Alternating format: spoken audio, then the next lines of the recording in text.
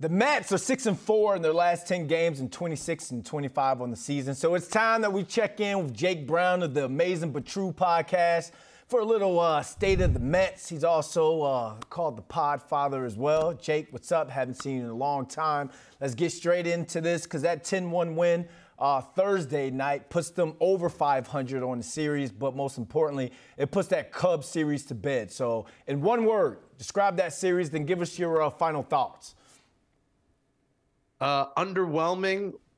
I guess if I got to choose one word, underwhelming. Okay. They lose another series to a bad team. They got to start beating these bad teams. These are going to come back and bite them. If they don't, June is a very, very, very tough schedule ahead. So got to start beating up on those bad teams and just got to be more consistent with the bats. I mean, Thursday was great, but why couldn't they do that Tuesday and Wednesday? More clutch hitting, better at bats, better approach, and also more consistent starting pitching. Cookie was great. We'd love to continue to see that from him. But Senga was a little rocky. McGill was rocky on Tuesday. So I just want to see consistency across the board from the starting pitching, from the bullpen, and the lineup that we haven't seen.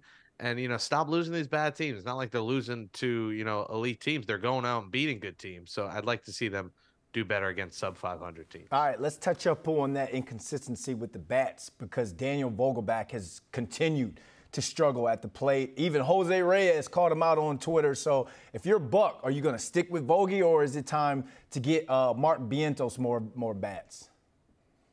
Mark Vientos has got to get more at bats here. He is the youth. He is the future. And you want to talk about the trade deadline here. Vogelbach's not a trade piece. Nobody wants Daniel Vogelbach. Nobody wants Tommy Pham. If Mark Vientos plays every day and becomes something, and then you have Ronnie Mauricio in the pipeline as well, who is hitting every day, 348 in AAA, 16-game on-base streak. The kid is a machine, and he can play second base. That means you can put him at second, move McNeil to the outfield. You don't even know what you have in Vientos as a trade piece now because he just doesn't play enough. So I think he's going to play this weekend, a fly ball guy at Coors Field. But Jolly Olive was on the Amazin but True podcast with me today, and he made a good point. They might be keeping Mauricio in AAA to keep his trade value at an all-time high. If he continues to rake in AAA, he might become a key trade piece. And if he comes up here and struggles, that brings his value down. That was a good point that I didn't really think about, but it is true. So I'd like to see Mauricio up here. I've seen enough of Vogelbach. Nothing's going to change. Sure, he's going to get on here and there and draw a walk. But from your 7-hitter, you got to have more than 2 homers. You got to have more than 13 RBIs.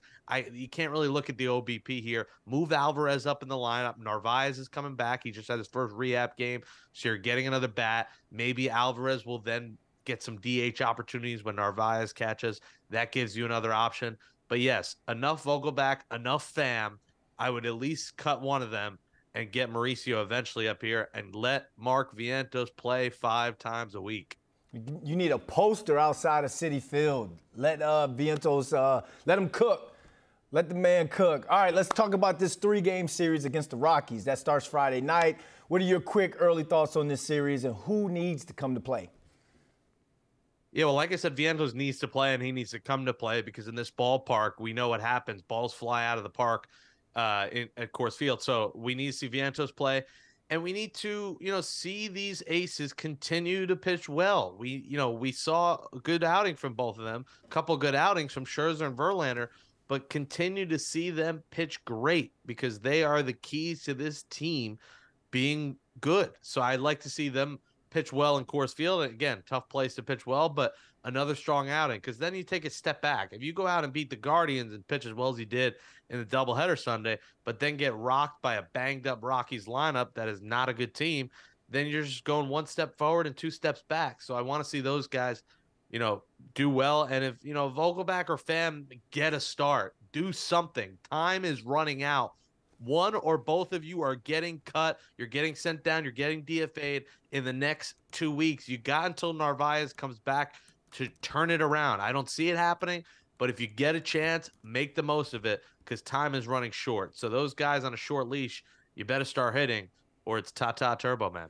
Really quick, plug the podcast. Go. Yeah, Amazin but True podcast. Me, Nelson Figueroa, me and special guest. We just dropped one, me and Jolly Olive. We got Carlos Beltran in the pipeline, should be coming on the show. And if you're going to the Subway Series after the second game, Ebbs Brewing Co., Wednesday, June 14th, we'll be doing a live show after Mets-Yankees game 2. So come on out, have a beer, and have some fun and watch us do a pod. I'll have a beer with you. Jake Brown, thanks for joining us. Thanks for having me. Enjoy your weekend.